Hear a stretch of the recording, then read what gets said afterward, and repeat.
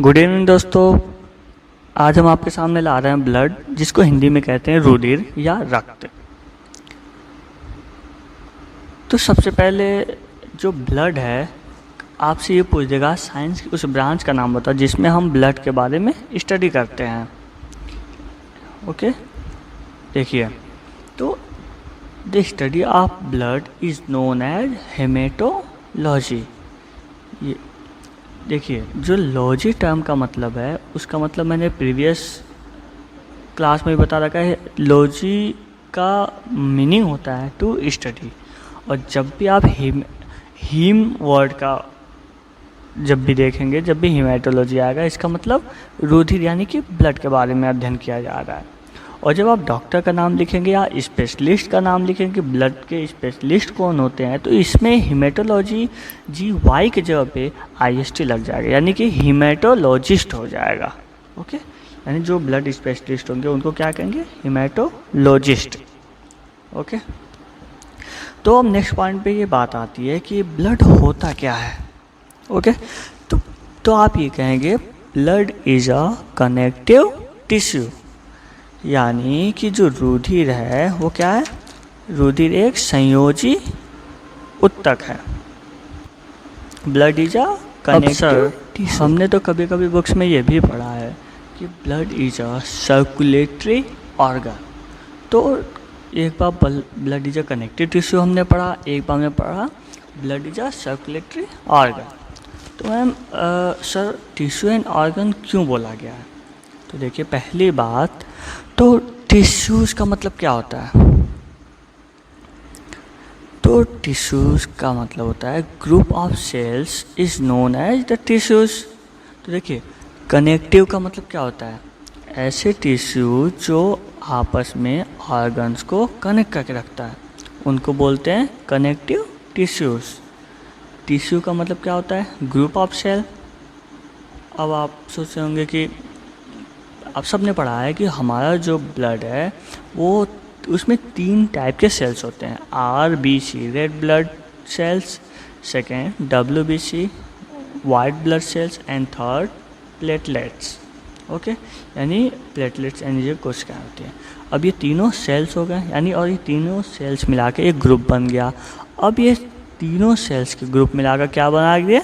तो टिश्यू बना दिया। और यही कैसा टिश्यू है? तो कनेक्टिव टिश्यू है। ओके, ठीक है। तो एक बात ध्यान रखिए, हमारा जो ब्लड है ये क्या करता है? ट्रांसपोर्टेशन का काम करता है। ठीक है, जो हमारा ब्लड है इसमें बहुत सारी चीज़ें होती हैं। क्या क्या क्या होती हैं? तो आप सबको पता है, जो हमारा जो ब्लड है इसमें क्या होता है? ऑक्सीजन होता है। यानी जब भी हम सांस लेते हैं, रेस्पिरेशन करते हैं, तो इसमें ऑक्सीजन बहुत ही महत्वपूर्ण रोल निभाता है। जब हम रेस्पिरेशन करते हैं तो हम एयर लेते हैं, हवा लेते हैं, क्या ऑक्सीजन नहीं लेते हैं। लेकिन हम जब हवा लेते हैं और जब सांस को छोड़ते हैं तो कार्बन डाइऑक्साइड को हम बाहर निकालते हैं। यानी जब हमने एयर लिया है, तो अब एयर में ऐसा कौन सा गैस होता है जो हमारे लिए महत्वपूर्ण होता है? यानी कि ऑक्सीजन। और दूसरा जो कार्बन डाइऑक्साइड जो हम छोड़ते हैं। और दूसरा चीज़, जो ब्लड है उसके अंदर क्या होता है? ग्लूकोज। ग्लूकोज क्या होता है? एक शुगर होता है जो ब्लड के अंदर होता है। यानी सबसे अच्छा एक क्वेश्चन आपका ये भी बन गया कि ब्लड शुगर का क्या नाम है? तो अगर ऑप्शन आता है ग्लूकोज, तो ग्लूकोज को हम क्या लिखेंगे? It is also known as the blood sugar. इसे रुधिर वाली शर्करा भी कहा जाता है। ओके, ठीक है। अब आपने एक टर्म सुना होगा, हार्मोन। तो हार्मोन भी कहाँ होते हैं? तो हमारे ब्लड के अंदर होते हैं। अब आप सोच रहे होंगे सर, हार्मोन हमारे ब्लड में कैसे होते हैं? हमने तो आज तक ये सुना हार्मोन्स कौन बनाते हैं? ग्लैंड बनाते हैं, ग्रंथियाँ बनाती हैं। ओके, तो आपको एक बात क्लियर कर दे, जो हार्मोन्स हैं ये ग्रंथियाँ बनाती हैं, लेकिन अलग अलग ग्लैंड्स अलग अलग हार्मोन्स बनाती हैं। लेकिन ये सारे आकर मिक्स कहाँ होती हैं? तो वो हमारे ब्लड में आकर मिक्स हो जाती हैं। ओके ओके, नेक्स्ट, अब हमारे ब्लड में पानी होता है, यानी कि वाटर होता है। नेक्स्ट आप सभी को याद रखना है कि यूरिन, यानी यूरिन जिसको मूत्र कहा जाता है, यूरिन में टॉक्सिक एलिमेंट होता है। जब हमारी किडनी से ब्लड फिल्टर होकर जाता है, ओके, जब किडनी पर जब ब्लड जाता है तो उसके अंदर यूरिन भी होता है और वहाँ से वो उसको फिल्टर करके टॉक्सिक एसिड को अलग बाहर शरीर से बाहर निकालने का काम करता है। ठीक है, यानी हमारे कहने का मतलब क्या है, जो हमारे ब्लड हैं इसमें बहुत सारी चीज़ें घुली हुई होती हैं, यानी बहुत सारी चीज़ें मटेरियल इसमें मिक्स होते हैं। यानी सबसे पहला इसमें जो न्यूट्रिएंट्स होते हैं, यानी पोषक तत्व जो होते हैं वो भी कहाँ होते हैं, तो हमारे ब्लड के अंदर होते हैं। मिनरल्स कहाँ होते हैं, वो भी ब्लड के अंदर होता है। ठीक है, यानी जो खनिज पदार्थ जिसको मिनरल्स कहते हैं वो भी कहाँ होते हैं, तो ब्लड में ही होते हैं। यानी अब हमारे खून के अंदर इतनी सारी चीज़ें घुली होती हैं। अब देखो, अब मैंने आपको एक सेंटेंस बोला कि हमारे शरीर का बेसिक यूनिट क्या होता है, तो सेल्स होता है। ठीक है, अब आप ये बताओ हमारे हार्ट का काम क्या होता है, तो आप बोलोगे ब्लड को पंप करना। अब मैंने बोला अपने लंग्स का काम बताओ, तो आप बोलोगे ऑक्सीजन को इन करना, CO2 को आउट करना। मैंने बोला किडनी का क्या काम होता है, तो आप बोलोगे ब्लड में से यूरिन को अलग करना। तो मैं आपको एक बात बता दूं कि जो ऑर्गन होते हैं वो काम नहीं करते हैं। बेसिकली जो हमारे ऑर्गन्स होते हैं उन ऑर्गन्स की सेल्स काम करती हैं। यानी ऑर्गन की बेसिक यूनिट हमने अभी आपको क्या बताया था स्टार्टिंग में, तो ऑर्गन की जो बेसिक यूनिट होती हैं वो क्या होती हैं, सेल होती हैं। तो इसी प्रकार से किडनी या हार्ट काम नहीं करता है, ये हार्ट या किडनी के जो सेल्स होते हैं वो काम करते हैं। ठीक है, ठीक है, ओके। अब किडनी के सेल्स कौन होते हैं, नेफ्रॉन। ठीक, अब हम बोलेंगे ब्रेन का काम क्या होता है, तो ब्रेन को आप बोलोगे कंट्रोल एंड कोऑर्डिनेट करना। तो ब्रेन काम नहीं करता है, ब्रेन के जो न्यूरॉन्स हैं वो काम करते हैं। ठीक है, आई होप सबको क्लियर हो रहा होगा। अगर जो भी आपको क्लियर नहीं हो रहा आप कमेंट बॉक्स में कमेंट ज़रूर करें ताकि हम उसको क्लियर कर सकें।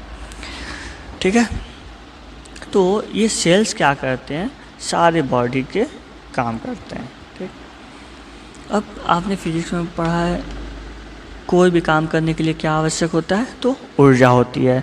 मूवमेंट का काम, अगर बॉडी मूवमेंट का काम करना तो क्या होता है, मसल्स करते हैं। मसल्स को क्या चाहिए, एनर्जी चाहिए, तब वो बॉडी को मूव करें। जैसे हाथ उठाएं, हाथ को यहाँ से वहाँ रखने के लिए एनर्जी चाहिए। अब एनर्जी कहाँ मिलेगी, न्यूट्रिएंट्स से हो गया, ग्लूकोज से हो गया। ठीक, तो अब हम ये कहना चाह रहे हैं कि आप ये सोचो कि इतने सारे न्यूट्रिएंट्स होते हैं, तो ये ब्लड क्या करता है, इन सारी की सारी चीज़ों को सर्कुलेट करने का काम करता है। तो सर्कुलेशन का मतलब क्या होता है, परिसंचरण।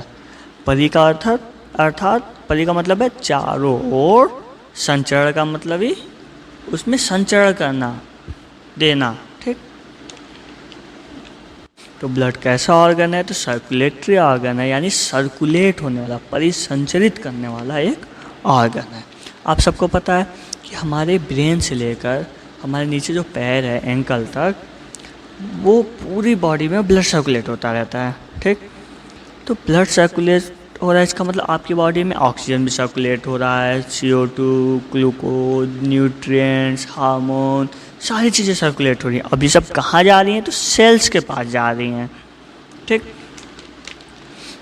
तो ये ऑर्गन नहीं है, लेकिन ऑर्गन की तरह, सर्कुलेटरी ऑर्गन हमने बताया, परिसंचरण अंग, लेकिन ऑर्गन नहीं है, लेकिन ऑर्गन की तरह यह एक काम करता है। ठीक, कनेक्टिव का मतलब है कि इतने सारे ऑर्गन के बीच कनेक्टिव मतलब सर्कुलेट हो रहा है, तो यानी कि इतने सारे टिश्यू को कनेक्ट किया हुआ है। ठीक, नेक्स्ट पॉइंट आता है कि जो ब्लड है वो कैसा ऑर्गन है, यानी इसका ओरिजिन कहाँ से होता है, ब्लड का ओरिजिन कहाँ से होता है। ठीक, तो ब्लड को कहा जाता है, blood is a mesodermal organ. तो अब आप सोच सकेंगे मीजोडर्मल का मतलब क्या होता है। ठीक, मतलब मीजो MESODERMAL ऑर्गन, हिंदी में भी इसका नाम सेम यही नाम होगा, मीजोडर्मल ऑर्गन, यानी कि रुधिर एक मीजोडर्मल अंग है। ठीक, अब जो बच्चे साउंड बैकग्राउंड से नहीं है उनके लिए तो ये टर्म नया होगा, मीजोडर्मल क्या होता है। तो देखिए मीजोडर्मल, जैसे कि जब आप एम्ब्रियन स्टेज में थे, यानी पेट में थे पैदा होने से पहले, ठीक, यानी एम्ब्रियोनिक कंडीशन में थे, ठीक है। तो एम्ब्रियोनिक कंडीशन का मतलब क्या हो गया, जब आप गर्भाशय में होते हैं, ठीक, यानी पेट में होते हैं, तब उसे कहा जाता है भ्रूणीय अवस्था, यानी एम्ब्रियोनिक कंडीशन। तो धीरे धीरे जब बॉडी के ऑर्गन का फॉर्मेशन स्टार्ट होता है, यानी जब हमारे अंग बनने स्टार्ट होते हैं, तो बेसिकली हमारे बॉडी में क्या होते हैं, 3 लेयर बनते हैं सबसे पहले बॉडी के, ठीक। ध्यान से सुनना कि जब गर्भाशय में होते हैं थे, ठीक, तो जब वॉर्म में होते हैं तो ऑर्गन का जब फॉर्मेशन स्टार्ट होता है, तो ऑर्गन बनना स्टार्ट होते हैं, तो कितने लेयर से बनते हैं, तो बेसिकली 3 लेयर से बनते हैं। अब ये लेयर कौन कौन से होते हैं, तो सबसे पहला होता है एंडोडर्म, एंडोडर्मिस भी कभी कभी लिखा होगा, ठीक। तो लेयर जब भी पूछा जाए तो फर्स्ट लेयर क्या हो जाएगा, एंडोडर्म, हिंदी में भी एंडोडर्म ही कहा जाता है।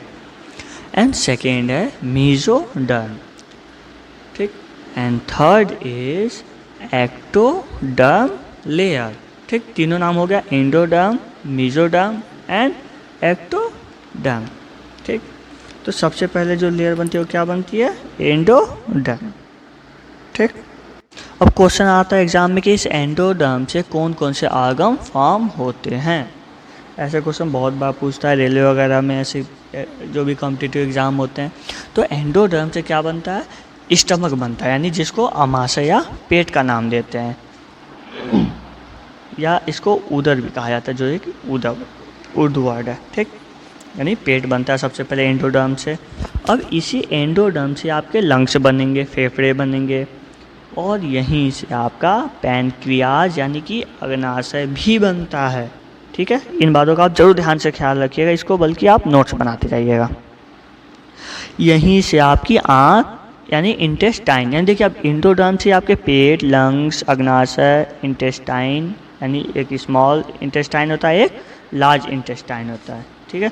ये सारी चीज़ें कहाँ से फॉर्म होती हैं, यहीं से हो रही है। और आपका जो सबसे मेन लीवर है वो भी एंडोडर्म से ही फॉर्म हो रहा है, और आपका यहीं से 2 ग्लैंड भी बन रहा है, पहला thymus gland and thyroid gland भी आपका एंडोडर्म से ही बनेगा। ये देखिए आपके कितने सारे क्वेश्चन आपको यहाँ से बन सकते हैं, ठीक है।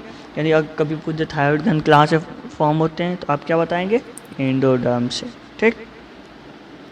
अब आता है इस मेसोडर्म से क्या बनते हैं, यानी दूसरा जो लेयर है, इससे 2 चीज़ बनते हैं, क्या क्या, कार्डियक मसल्स एंड, और क्या होता है, यानी कि कार्डियक मसल क्या है, हृदय की, यानी जो हार्ट की जो निर्माण करती हैं, हृदय की पेशियाँ होती हैं, वो होता है कार्डियक मसल। और दूसरी यहाँ से क्या बनता है, तो ब्लड बनता है। अब देखिए अब आपका रुधिर यानी रक्त कहाँ से बनता है, तो यह बनता है मेसोडर्म से, ठीक। इट इज़ क्लियर, यानी कि blood is a mesodermal organ, understand, okay. तो ये ब्लड किससे निर्माण होता है, ब्लड का मेसोडर्म से, यानी कि बीच वाली लेयर से। बीच वाली लेयर क्या है, मेसोडर्म, ठीक है। यानी हृदय यानी हार्ट कहाँ से बनता है, ये भी मेसोडर्म से ही, ब्लड भी इससे बनता है, ठीक है। अब बात आती है कि इस एक्टोडर्म से क्या बनता है, तो एक्टोडर्म से जो हमारी लाइनिंग यानी आउटर स्किन जो होती हैं वो किससे बनती हैं, एक्टोडर्म से, ओके। और एक पॉइंट आपको और याद रखनी है, जो बिहार पीसेस वगैरह में बहुत सारे क्वेश्चन इससे बनते हैं, कि जो हमारे पिगमेंट होते हैं, पिगमेंट समझ रहे हैं क्या होता है, जो आप सबने पढ़ा होगा, हमारे ब्लड का रेड कलर जो होता है हीमोग्लोबिन की वजह से होता है, ठीक है। ऐसे आपने पढ़ा होगा प्लांट में क्लोरोफिल होता है जो हरा रंग देता है, ठीक है, तो उसके वजह से पत्तियों का रंग हरा होता है, ठीक है। यानी जो हमारे बॉडी में जो पिगमेंट होते हैं वो किससे बनता है, एक्टोडर्म, यानी स्किन का कलर गेहुआ कलर होना, ठीक है, ठीक है। यानी जो हमारी वर्णक कोशिकाएं होती हैं वो किससे होती हैं, एक्टोडर्म से। अब देखिए इन पॉइंट से कितने सारे क्वेश्चन यहाँ से बन गए, कैसे भी घुमा कर क्वेश्चन पूछ सकता है, और आपको बिना घबराए यहाँ से सारे जवाब देने हैं, ठीक। लेकिन आपको अभी यहाँ क्या पढ़ाया जा रहा है, ब्लड। तो आपने देख लिया ब्लड किससे बनता है, तो मेसोडर्म से यानी 20 वाली लेयर से बनता है, ठीक। यानी blood is a mesodermal organ, ठीक। अब देखिए ब्लड से संबंधित आपको एग्जाम में क्या क्या पूछ सकता है, ब्लड कैसा ऑर्गन है। तो आपने अभी देखा सबसे पहले पता था ब्लड सर्कुलेटरी ऑर्गन है, मेसोडर्मल ऑर्गन है, ब्लड एक कनेक्टिव टिश्यू है, ठीक। आपने 3 पॉइंट आज पढ़ लिया। देखिए पढ़ना अलग बात होती है और समझ कर पढ़ना, माइंड में सेट करना अलग चीज़ होता है, ठीक। आई होप मैंने सब क्लियर कर दिया, आपको कोई अब तक कोई कन्फ्यूजन नहीं हुआ होगा। अब देखिए, अब नेक्स्ट टॉपिक ये आता है कि हमारे बॉडी में ब्लड होना कितना चाहिए, ठीक। ये तो पता चल गया ब्लड क्या काम करता है, कहाँ से बनता है, क्या होता है, सर्कुलेट करता है, ठीक, गैसों को करता है, क्या करता है, ठीक है, ये सब पता चल गया, ठीक। और मेन एवरेज क्वांटिटी के बारे में पता करना है कि कितना होता है ब्लड बॉडी में, ठीक है। तो देखिए अगर मैं बात करूँ तो मेल में यानी कि लड़कों में कितना होता है, तो 5 से 6 लीटर ब्लड मेल में होता है। अगर लड़कियों की बात करूँ फीमेल की, तो 4 से 5 लीटर यानी कि फीमेल में होता है। यानी लड़कियों में लड़कों के कंपेरिजन में खून की कमी होती है, यानी कम होती है, ठीक। इसका भी रीज़न है, ठीक। अभी आपको बताया जाएगा क्यों होता है ऐसा। फिलहाल आप इतना नहीं, मेल में जो होता है 5 से 6 लीटर, फीमेल में 4 से 5 लीटर, ठीक है। और ये जो ब्लड होता है 7% ऑफ टोटल बॉडी वेट, यानी बॉडी के, हमारे शरीर के कुल वजन के 7% जो हिस्सा होता है वो क्या होता है, ब्लड होता है, ठीक। अब बात आती है कि लड़कियों में खून क्यों कम होता है, ठीक। तो इसका मेन रीज़न ये है, ठीक, कि जो ऑर्गन है हमारे, ठीक, वो हमारी बॉडी वेट के अकॉर्डिंग होते हैं, ठीक। तो एक तो लड़कों का बॉडी वेट नॉर्मली ज़्यादा होता है और लड़कियों का कम होता है, इसलिए लड़कों के बॉडी वेट के अकॉर्डिंग ब्लड भी ज़्यादा होगा, ठीक। एंड दूसरी बात यह है कि जो ब्लड के जो सेल्स होते हैं यानी आरबीसी, डब्ल्यूबीसी और प्लेटलेट्स होते हैं, तो लड़कों में जो आरबीसी जो होती है इसकी मात्रा ज़्यादा होती है और लड़कियों में आरबीसी की मात्रा कम होती है, ठीक। ओके, तो आरबीसी लड़कों में ज़्यादा होती है, तो रुधिर की जो मेन कोशिका है, मुख्य कोशिका है, वो क्या है, आरबीसी यानी रेड ब्लड कॉर्पोसेल्स, ओके। अच्छा, आरबीसी को मेन सेल क्यों बोला। अगर आपको बोला जाए कि ब्लड का सबसे मेन काम क्या होता है, तो कहेंगे कि ऑक्सीजन को ट्रांसपोर्ट करना, ठीक। और बेसिकली ब्लड से ऑक्सीजन को ट्रांसपोर्ट कौन करता है, तो आरबीसी करता है, इसीलिए हम आरबीसी को मेन सेल्स कहा जाता है ब्लड का, ठीक। और लड़के और लड़कियों में यानी मेल फीमेल में आरबीसी का बहुत डिफरेंट होता है, यानी मेल में ज़्यादा होते हैं और इसीलिए मेल में ब्लड भी 5 से 6 लीटर और लड़कियों में 4 से 5 लीटर होता है, यानी कि लड़कों की तुलना में लड़कियों में ब्लड 1 लीटर लगभग कम होता है, ठीक। इतना आप बता देंगे, ठीक है। अब नेक्स्ट क्वेश्चन ये बनता है कि पीएच वैल्यू यानी कि पोटेंशियल ऑफ हाइड्रोजन या power of hydrogen of blood, यानी ब्लड का पीएच वैल्यू क्या होता है, तो 7.4 होता है, ठीक। अब ब्लड जो होता है यह बेसिक होता है यानी एल्कलाइन होता है, यानी सॉल्युबल इन वाटर होता है, यानी अगर ब्लड को हम पानी में डालते हैं तो उसमें सॉल्युबल होता है। और ब्लड की पीएच वैल्यू कितनी होती है, यानी कि बेसिक प्लस एल्कलाइन यानी कि 7.4 होती है, ठीक है। अब नेक्स्ट है कि हमारा जो ब्लड है ना वो थोड़ा सा चिपचिपा यानी कि विस्कस होता है, ओके। एंड जब भी आप ब्लड देखे होंगे चिपचिपा सा होता है, ठीक है। कभी आप देखे होंगे कि ब्लड कभी हाथ से उंगली में ब्लड कट गया, ब्लड हाथ में आ गया तो थोड़ा सा चिपचिपा सा महसूस कर, चिकना सा, है ना। और जो ब्लड होता है ये एक लिक्विड सर्कुलेटरी फ्लूइड होता है ना। ये तो सबको पता है कि एक फ्लूइड होता है और लिक्विड होता है, ठीक। ये आपको पहले से ही पता होगा, ठीक है, कि हमारा ब्लड सर्कुलेटरी ऑर्गन की तरह काम करता है लेकिन होता फ्लूइड है। अब नेक्स्ट बात आती है कि हमारा ब्लड किस कलर का होता है, तो यह तो सबको पता है, छोटी सी बात है कि जो ब्लड होता है यह हमेशा लाल कलर का होता है, ठीक।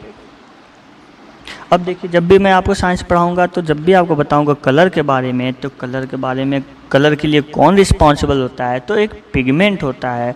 अब ठीक, तो अब जैसे बोला रेड कलर तो कौन सा पिगमेंट, येलो कलर तो कौन सा पिगमेंट, ठीक है। यानी जो भी कलर होंगे, अब जैसे गाय के दूध में पीलापन किस पिगमेंट की वजह से होता है, टमाटर का लाल रंग किस कलर पिगमेंट की वजह से होता है, गाजर का लाल रंग, ठीक, खून का लाल रंग, ऐसा होकर बहुत सारे क्वेश्चन बनते हैं, ठीक है। तो सबसे पहला क्वेश्चन बनता है कि ह्यूमन ब्लड का जो रेड कलर होता है वो किस पिगमेंट की वजह से होता है।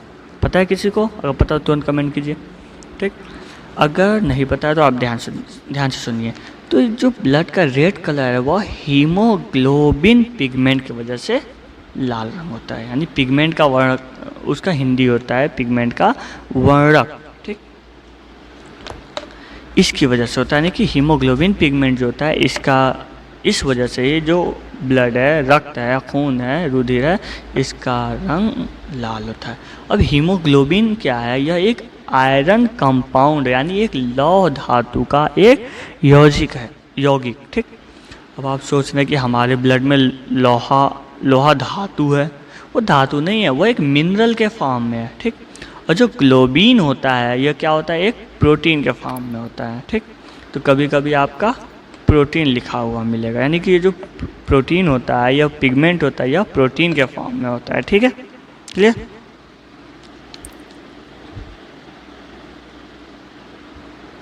अब देखिए, जो ब्लड है, यानी 100 ml ब्लड में अगर इस पिगमेंट की मात्रा कितनी होनी चाहिए, तो यानी 100 ml, यानी मेल के 100 ml ब्लड में इस पिगमेंट की मात्रा 14 से 16 ग्राम, यानी 14 to 16 ग्राम पर 100 ml ब्लड। और फीमेल में 10 से 12 की एज में, यानी 100 ml ब्लड में लगभग 10 से 14, ठीक। अगर यही लड़की में किसी में 9, 8, 7 आ गया, यानी हीमोग्लोबिन, तो डॉक्टर बोलता है आपको हीमोग्लोबिन की कमी हो गया, ठीक है। अगर 12, 13 अगर मेल में आती है तो डॉक्टर बोलेगा हीमोग्लोबिन की कमी हो गई, ठीक। तो दोस्तों, अब आते हैं कि ब्लड का निर्माण, यानी रुधिर का निर्माण, ब्लड का फॉर्मेशन कहाँ होता है। तो ये कहाँ होता है? ब्लड का निर्माण बोन मैरो में होता है, यानी कि इसको हिंदी में बोन मैरो को कहते हैं, अस्थि मज्जा, ठीक। अब आप सोचेंगे बोन मैरो क्या होता है। तो देखिए, हमारे बॉडी में बोन्स होते हैं, ठीक। अब बोन्स कितने होते हैं? तो ब्लड बोन्स जो होते हैं 206 हड्डियाँ होती हैं, सबको पता होगा, ठीक है। हमें जो बॉडी में कितनी हड्डियाँ हैं, तो 206 हड्डियाँ होती हैं, बोन होती हैं, ठीक। अब खून की कमी से कौन सा रोग होता है? एनीमिया होता है, खून की कमी, ठीक। बोन का मैं मतलब तो हड्डी हो गई, और लंबी लंबी जैसे हड्डियाँ हो गई, ठीक। अब देखो, हड्डियों का काम क्या होता है? बोन्स ऑर्गन नहीं होता है, ठीक, और ना ही सेल होता है। बोन क्या होता है? टिश्यू होता है। इस बात को एकदम ध्यान रखना है, बोन क्या होता है? बोन टिश्यू होता है, ठीक। कभी कभी देखो क्वेश्चन कैसा आता है, ह्यूमन बॉडी के हार्डेस्ट टिश्यू का नाम बताइए, सबसे कठोर टिश्यू ऊतक कौन सी है? तो हड्डियाँ या अस्थियाँ मानव शरीर की सबसे कठोर ऊतक या टिश्यू होती हैं, ठीक। हड्डियों का काम क्या होता है? हमारे ऑर्गन को प्रोटेक्ट करना, और दूसरा हमारे ऑर्गन को प्रोटेक्ट करना और स्ट्रक्चर देना, यानी ढांचा देना बॉडी को, ठीक। अब लंबी लंबी हड्डियों के बीच में एक जो खोखला पार्ट होता है वही मैरो, यानी उसको ये बोन मैरो कहा जाता है। और यहाँ पे ही क्या बनता है? तो यहाँ पे ही ब्लड बनता है, ठीक। यानी कि जो ब्लड के अंदर की जो सेल्स होती हैं, RBC, WBC कहाँ बनेगा? तो बोन मैरो में।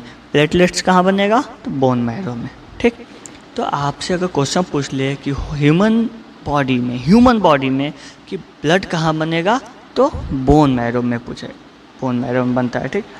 कभी कभी ऐसे बोल देता है कि एडल्ट में ब्लड का फॉर्मेशन कहाँ होता है, तो ब्लड कहाँ बनता है? तो बोन मैरो में बनता है, ठीक। एक बात ध्यान रखिएगा, सभी हड्डियों में ब्लड नहीं बनता है, जो लंबी लंबी हड्डियां हैं, ठीक, इनके अंदर जो मैरो होता है, इनमें मतलब से कान की हड्डियां, नाक की हड्डियां, ठीक, इनके अंदर ब्लड नहीं बनता है। अब रेडिस, अल्ना यानी हाथ की थाई बोन हो गई, लोअर बैक बोन हो गई, इनके अंदर ब्लड बनता है, जो लंबी लंबी हड्डियां हैं पाइप की तरीके से। ठीक, यानी अप्रॉक्सीमेटली 150 से 160 जो हड्डियां हैं इनके अंदर ही ब्लड का फॉर्मेशन होता है। ठीक है, 206 हड्डियों में नहीं होता, 150 से 160 के बीच में ब्लड बनता है। ठीक, अब देखिए ब्लड के अंदर दो चीज़ें होती हैं। ठीक है, क्या क्या, अब देखते हैं। ब्लड में एक होता है ब्लड का लिक्विड पार्ट, ठीक, जिसको बोलेंगे हम ब्लड का तरल पदार्थ, यानी खून का जो तरल पदार्थ होता है। ठीक, अब दूसरा जो होता है ब्लड का सॉलिड पार्ट होता है। ठीक, यानी कि जो ठोस पदार्थ हैं। ठीक है, लिक्विड पार्ट जो हमारे, आपने ब्लड में देखा हमारे ब्लड के अंदर लिक्विडिटी होती है, यानी लिक्विड तरल पदार्थ होता है, तो वो किसके वजह से होता है, तो लिक्विड पार्ट की वजह से होता है। अब लिक्विड पार्ट का क्या नाम है, तो वो होता है प्लाज्मा। प्लाज्मा को हिंदी में क्या कहते हैं, तो प्लाज्मा ही कहते हैं। ठीक, और ब्लड में जो सॉलिड पार्ट होते हैं उनका क्या नाम होता है, सेल्स होते हैं, उनका नाम होता है, यानी उनको सॉलिड पार्ट का नेम दिया गया है कोशिकाएं, ब्लड सेल्स। ठीक, या इसको कार्पोसेल्स भी कहते हैं, जैसे WBC वाइट ब्लड कार्पोसेल्स कह सकते हैं, या कणिकाएं भी कहते हैं, या सेल्स भी कहते हैं। ठीक है, अब आप सबको पता है कि ब्लड में सेल्स कितने टाइप के होते हैं, तो तीन टाइप के होते हैं। Number 1 is RBC, second is WBC and third is platelets. ठीक, प्लेटलेट्स को हिंदी में कहते हैं बिम्बाणु। ठीक है, क्लियर है? ओके। अब दूसरा क्वेश्चन ये बनता है कि ब्लड में कितने % पार्ट लिक्विड होता है, कितना सॉलिड होता है, तो 55% जो पार्ट होता है वो लिक्विड होता है, यानी प्लाज्मा होता है, और सॉलिड 45% होता है। यह जो मैंने 45 और 55 बताया अकॉर्डिंग टू NCERT। बहुत जगह, बहुत चैनलों पे, बहुत जगह आप देखेंगे तो अलग अलग दिया रहेगा, लेकिन ये जो है यह NCERT के अकॉर्डिंग है, यह गलत नहीं हो सकता। ठीक है, अब हम सबसे पहले ब्लड का लिक्विड पार्ट लिखते हैं प्लाज्मा। ठीक, तो सबसे पहला क्वेश्चन आएगा, ब्लड में लिक्विडिटी किसकी वजह से होती है, तो प्लाज्मा की वजह से होती है, यानी ब्लड का लिक्विड पार्ट यानी कि तरल पदार्थ कौन सा होता है, तो आप क्या बोलेंगे, प्लाज्मा। अब इसके बाद नेक्स्ट देखेंगे कि प्लाज्मा जो होता है इसका कलर कैसा होता है, तो प्लाज्मा का रंग कैसा होता है, तो यह होता है लाइट येलो कलर का। ठीक, हल्के पीले कलर का प्लाज्मा का रंग होता है। तो अब आते हैं प्लाज्मा में कौन कौन से कंपोनेंट्स होते हैं, तो प्लाज्मा में 90% क्या होता है, तो वाटर होता है। ठीक है, प्लाज्मा में 90% क्या होता है, तो पानी यानी कि वाटर होता है, और सेकंड क्या होता है, ग्लूकोज, जैसा हमने बताया था ब्लड में ब्लड शुगर होता है, प्लस ग्लूकोज के साथ साथ क्या होता है, मैग्नीशियम होता है। मैग्नीशियम किस फॉर्म में होता है, तो यह भी मिनरल के फॉर्म में होता है। और इसके अलावा प्लाज्मा में क्या होता है, तो कैल्शियम, और उसके अलावा प्लाज्मा में क्या होता है, क्लोरीन। ये तीनों क्या है, तीनों मैग्नीशियम, कैल्शियम और क्लोरीन, ये क्या है, मिनरल हैं। अगर आपसे कभी क्वेश्चन ये पूछता है प्लाज्मा में कौन कौन से खनिज पदार्थ होते हैं यानी मिनरल्स होते हैं, तो मैग्नीशियम, कैल्शियम और क्लोरीन। बहुत ही इंपॉर्टेंट क्वेश्चन, आप इसे ध्यान रखिएगा। और किसके साथ होते हैं, तो ग्लूकोज के साथ। अब ग्लूकोज कहाँ होता है, क्या है, तो ब्लड का कंपोनेंट्स है। किसका कंपोनेंट्स है, तो प्लाज्मा का। प्लाज्मा किस में होता है, तो ब्लड में होता है। ठीक, अब ये 1% होता है, ये मैग्नीशियम, कैल्शियम, क्लोरीन मिला के। अब प्लाज्मा में कुछ प्रोटीन्स होते हैं। ठीक, अब कुछ प्रोटीन्स के नाम होते हैं, जैसे बाल में कौन सा प्रोटीन होता है, स्किन में कौन सा प्रोटीन होता है, हर चीज़ के अलग अलग प्रोटीन का नाम होता है। ठीक है, जो 9% में हो प्रोटीन होता है, अब प्रोटीन का नाम हम बताते हैं। ठीक है, तो सबसे पहला प्रोटीन है वो क्या है, थ्रोम्बिन प्रोटीन। ठीक, ऐसे मेनली 3 होते हैं जिसको हम बता रहे हैं, थ्रोम्बिन, प्रोथ्रोम्बिन और एक होता है फाइब्रिन प्रोटीन, एक होता है फाइब्रिनोजेन प्रोटीन और एक होता है ग्लोब्यूलिन प्रोटीन। यानी कि ये 5 प्रोटीन हमारे प्लाज्मा में होते हैं। तो कितने परसेंट होते हैं? तो 9% होते हैं। ये आपको बहुत अच्छे से याद रखना है, ठीक। अब आपसे पूछेगा कि प्लाज्मा में सबसे ज़्यादा अमाउंट में कौन सा प्रोटीन होता है? फाइब्रिनोजेन प्रोटीन होता है सबसे ज़्यादा, और प्लाज्मा का सबसे मुख्य प्रोटीन होता है फाइब्रिनोजेन, ठीक। और ये फाइब्रिनोजेन जो कंपोनेंट होता है ये क्या करता है? ब्लड को क्लॉटिंग कराता है। और कभी कभी पूछ जाए प्लाज्मा के ऐसे कंपोनेंट का बताओ जो ब्लड का क्लॉटिंग नहीं कराता है, तो कौन नहीं कराता है? सीरम। यानी ये जो ऐसा पार्ट प्लाज्मा कंपोनेंट है जो ब्लड का क्लॉटिंग नहीं कराएगा, ठीक। और कभी कभी एग्ज़ाम में ये क्वेश्चन आता है, जब हम ब्लड ग्रुप चेक कराने जाते हैं डॉक्टर के पास, तो डॉक्टर ब्लड में कौन सा केमिकल मिलाता है? तो एंटी सीरम मिलाता है। क्यों मिलाता है? तो उसको क्लॉटिंग करवाने के लिए, ताकि ब्लड ग्रुप का पता लगाया जा सके, ठीक है। ये सारी आपके प्लाज्मा की इतनी सारी पॉइंट आपको बहुत अच्छे से याद रखनी है। कलर पता चल गया, कंपोनेंट्स पता चल गया, क्या क्या। अब आपको ये पता करना है कि प्लाज्मा काम क्या करता है, ठीक। तो आप लिखिए कि फंक्शन ऑफ प्लाज्मा, यानी कि प्लाज्मा के कार्य, प्लाज्मा के क्या क्या कार्य होते हैं। सबसे पहला मेनली ब्लड को क्लॉटिंग कराना है, ब्लड क्लॉटिंग, ठीक। क्यों कराता है? क्योंकि इसके पास ब्लड क्लॉटिंग वाले प्रोटीन होते हैं। यानी ब्लड क्लॉटिंग का मतलब रुधिर का थक्का जमाना, यानी कि ब्लड क्लॉटिंग कराना रुधिर का थक्का जमाने में सहायक होता है, क्योंकि इनके पास फाइब्रिनोजेन प्रोटीन पाया जाता है। दूसरा देखिए, प्लाज्मा का सेकेंड फंक्शन क्या होता है? It regulate the pH of blood, यानी कि रुधिर के पीएच मान को संतुलन रखता है या संतुलित बनाए रखता है। और third is glucose to the cell, यानी जो ग्लूकोज है ब्लड में, जो सेल्स को पहुंचाना है, ठीक। ये 3 फंक्शन आपके लिए बहुत सफिशिएंट है, ठीक। एसएससी वगैरह के लिए और एनटीपीसी वगैरह के लिए 3 बहुत, ठीक।